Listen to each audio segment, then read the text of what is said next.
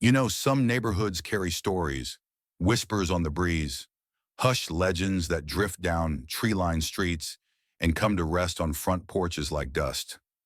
Ours was like this, a small town hidden on the other side of white fences and well-painted mailboxes, where all the neighbors waved hello, where children rode bicycles and neighbors exchanged zucchini from garden patches run wild, where the loudest noise you'd ever hear on a Sunday was the gentle clinking of wind chimes swinging in the air. For a little while, it was serene, immaculate even, like it was straight out of a brochure. The lawns were manicured, the sidewalks were spotless, the rules were strict but equitable. An HOA managed utopia, basically. And then the wind picked up. Now I know what you're thinking. The wind? Come on. But I assure you, that wind didn't blow only leaves to the ground.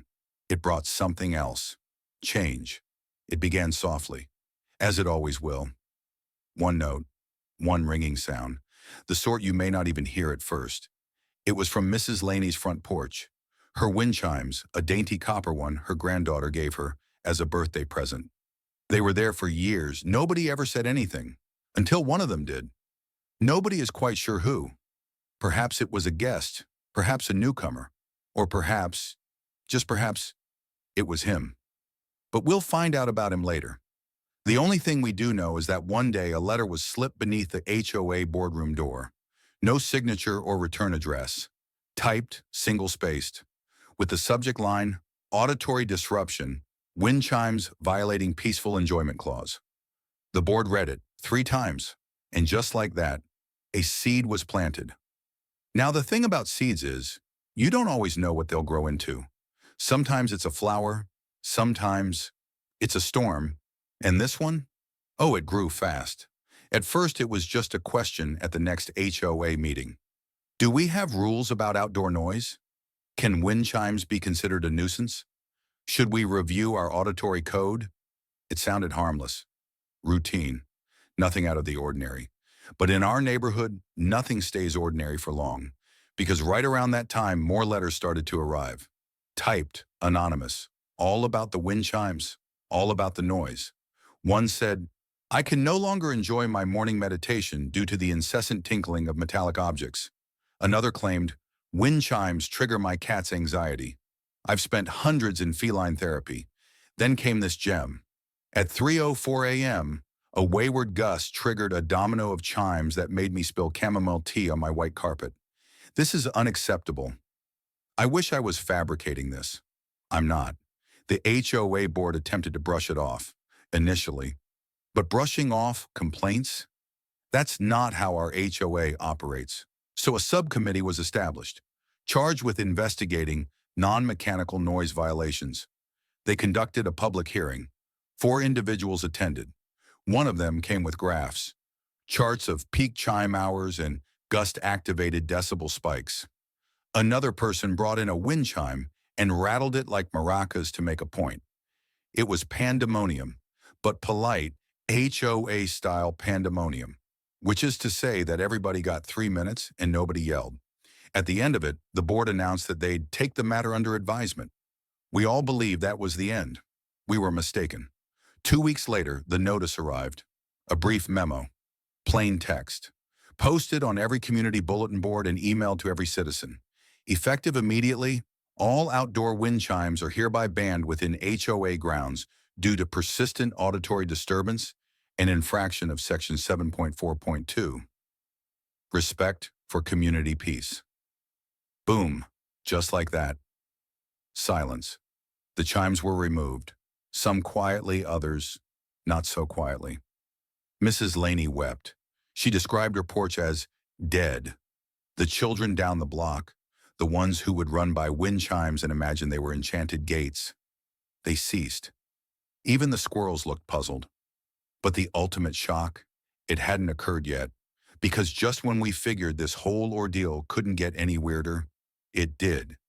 You see, someone wasn't happy with prohibiting the chimes. Someone wanted to go further. Someone, and I say someone loosely, determined that the real enemy was not in fact the wind chimes. It was the wind. and they were prepared to go after it. They filed the complaint on a Wednesday. The HOA office was empty except for George, who'd been manning the front desk since 2006 and thought he'd seen everything. But even George had to read the letter twice. 3 times, actually. He adjusted his glasses, leaned back in his chair, and muttered, "Well, I'll be." The letter started boldly. It stated, and I quote, "The true menace is not the chimes, but the source that activates them. The wind has gone unchecked for too long." It continued to blame the wind for disrupting the peace, setting off unwanted noise, and I can hardly believe that I am writing this, whistling without a license. George took it to the board. At first they laughed. Who wouldn't? But then someone said, "Well, it is technically a formal complaint." Another asked, "Do we have any clauses addressing wind behavior?" And that, my friends, was all it took. They convened a special session. Not an emergency session, mind you. Just a climatic disturbance oversight review. Folks came out of curiosity. The room was filled to the brim. Fold-out chairs, coffee urns, folks in the back standing. At the front, there was a podium available for speakers.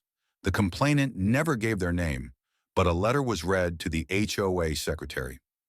It described 6 individual instances where the wind had aggressively gusted through open car window, ruffled newly printed papers, and, in one instance, toppled a garden gnome.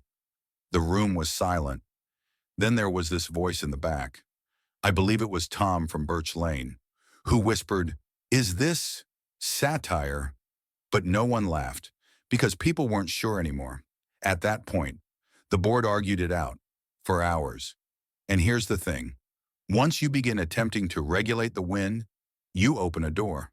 A weird door, one that takes you to weirder places.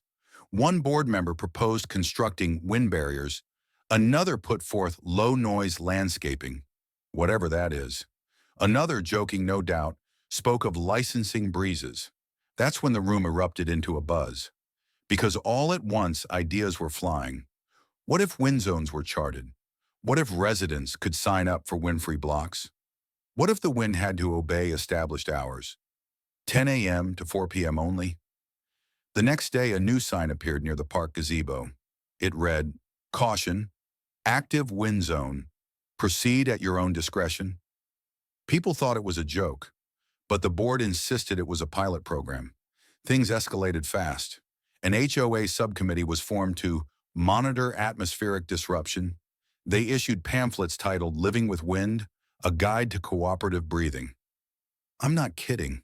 That was the real title. A few took it seriously. One household mounted a weather vane with a camera trained on it. They recorded each gust. One woman on Cedar Street purchased bulk earplugs and began handing them out to her neighbors. Children started crafting cardboard protest signs. "Let the wind live," they wrote. But others leaned in. One person sought an air tranquility exemption in order to install a wind tunnel in his garage for meditation. Another petitioned the wind for damages for ruining his golf swing. Someone put up on the community forum questioning whether wind direction could be diverted away from their backyard barbecue. The argument became personal. Marriages were strained. People who had never uttered a word about politics were now yelling about the regulation of airflow and civil liberties. And so, the hearing occurred. It was the largest attendance in HOA history. People had charts, wind gauges, personal stories. A fellow even brought a leaf blower to mimic inappropriate gust velocity. The board remained in the stony silence as residents vented their frustrations. One woman vowed that she could sense the wind was singling out her windsocks. A man accused the HOA of weather profiling. It became heated. Eventually, the board delivered their decision. They were unable to prohibit the wind. They were unable to prohibit natural airflow. But, and this is the twist, they could prohibit all man-made items that reacted sonically to the wind. That left wind chimes as only the starting point. Flags, banners, pinwheels as decoration, even garden spinners, all had to be eliminated. The community changed overnight. Front yards became empty. No longer were there fluttering hues. No longer the ringing of sound. Just quiet, chilling quiet. And to taunt us, the wind continued to blow. Noisily, through the streets with a fury as if it knew it had won. But it wasn't finished. Because not everyone agreed with the verdict, a rebellion was brewing, subtly at first, but growing stronger. And beneath it all, in a still house on the corner of Maple Drive, something was taking shape. It began quietly. One noise late one night, hardly there at first, a gentle ting, like a fading memory. Most people dismissed it, thought it was their imagination, a trick of the mind. But the second night it repeated, louder still, ting, ting, ting, then nothing. On the third evening, someone had posted about it in the HOA discussion board. Did anyone else hear that? Sounded like a chime? The responses rolled in quickly. Thought it was gone. Not possible, they're banned. Perhaps someone's pushing the envelope, and suspicion was back. The board didn't hesitate. They issued a block-wide posting. Reminder, Section 14.2 of the Auditory Compliance Code explicitly forbids the installation or use of any wind-responsive devices. Offenders will be penalized. Hint, but the chimes continued. They relocated. One evening, the noise was in the east side of the neighborhood, the next the west. Always distant, always evanescent. It was like pursuing a specter, a ghostly melody evading control. The resistance, as it was now called, started posting messages. Handwritten, unsigned, folded and placed under doormats or pinned to corkboards at the community center. They said things like, "You can't cage the wind," or "The breeze belongs to all of us." Some even quoted poetry. Emerson, Thoreau, nature's right to speak. Residents whispered, who was doing it? One person or many? Spontaneous or organized? The HOA had behind closed doors emergency meetings. The security budget was doubled. Motion detectors were added, but nothing worked. The noise came back night after night, a taunt, a message. And that's when things changed. People started talking again, really talking. Neighbors who hadn't spoken in years met under the streetlights to listen together. They stood silently in their slippers, arms crossed, eyes closed, waiting for that soft, defiant ting. When it came, they smiled. Just a little. It was a revolt not only against the prohibition, but against the quiet, against fear, against the excessive exercise of rule that attempted to control the uncontrollable. The HOA doubled down, placed a reward for information, threatened law enforcement action. One member even proposed calling on meteorologists to redirect airflow locally. But the harder they strove, the greater the pushback. They started picking up old wind chimes, remnants stored away in garages, closets, attic nooks. Not to install them, no, not just yet, but simply to hold them, feel their mass, remember the noise. A household on Oak Street had painted a mural of wind swirls onto their fence. It wasn't loud, so technically it hadn't violated any laws, but everyone understood what it symbolized. Another homeowner had made a metal leaf sculpture that shivered when the wind blew against it. Once more, silent but defiant. Symbolism was on the rise, and then the drop happened.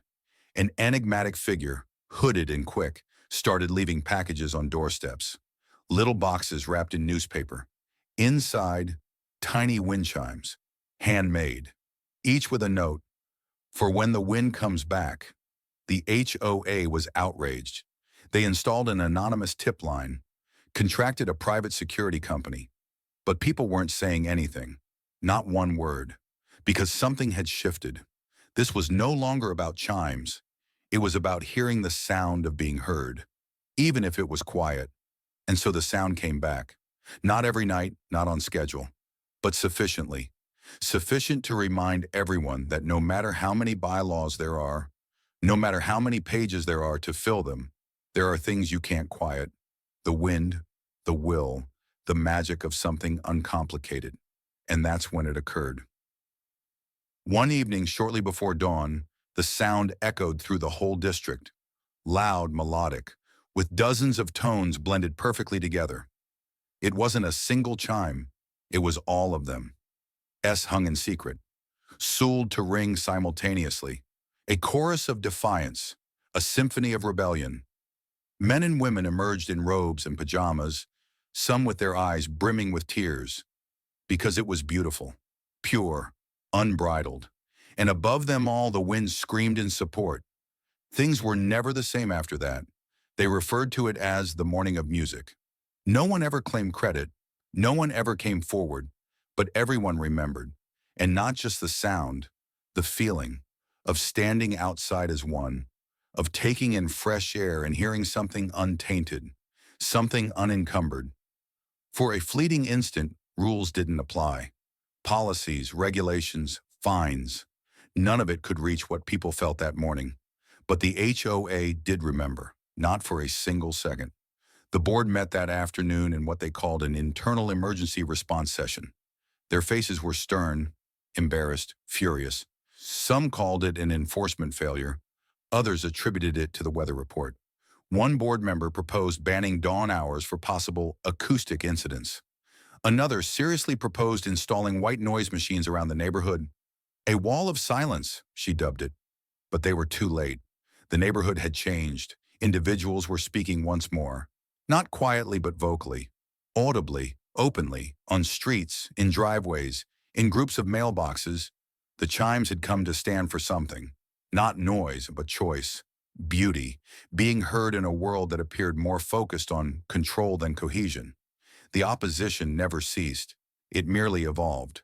Someone made a zine, printed on a vintage inkjet, called The Unchimed. Within, poems, short stories, wind charts, essays on freedom, silence, sound, spreading quick, pushed through screen doors, placed on benches, piled next to the coffee maker in the community room. Children began constructing wind catchers at school, not to disobey the rules, just to know the sky a little better. A retired engineer on Chestnut Lane composed a paper titled The Acoustics of Rebellion. An 8-year neighborly silence ended with a woman hosting an outdoor tea party. No chimes, only wind and talk. And the board? They pushed back, with paperwork, with more patrols. They started surveying yards with binoculars, writing citations for implied auditory threats. One homeowner was fined for leaving a string connected to a tree branch. Just a string. It made no noise, but it had the potential to express. The absurdity boiled over. A local TV team heard about the soap opera. They arrived with cameras, spoke to residents. One clip went viral. There was a gray-haired man in a bathrobe who declared, "I never cared about wind chimes until they told me I couldn't have one." That quote aired on national television. Suddenly, everyone in the nation was discussing it.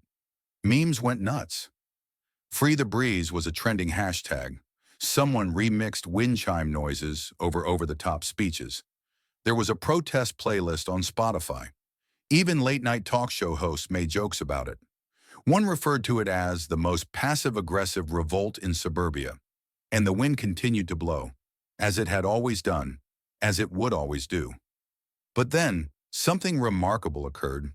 A board member quit, quietly to begin with. Then another. Then another. No official explanations offered. Just letters. Brief, courteous, exhausted. One merely stated, "I forgot what we were trying to protect." Their successors? More open-minded, less crazed by control, more concerned with listening. A motion was submitted not to completely reverse the chime ban, but to reconsider it. With consideration for community expression and meteorological naturalism, it read. The hearing was not the same this time. Not strained, not aggressive, just genuine. People talked, not merely about wind chimes, but feeling heard, feeling linked, feeling like part of a community once more. They didn't yell, they didn't bicker, they simply exchanged. And when it came to voting, it passed. The ban was repealed, with restrictions naturally, reasonable ones, decibel restrictions, proximity to bedrooms, time of day regulations, but still, it passed.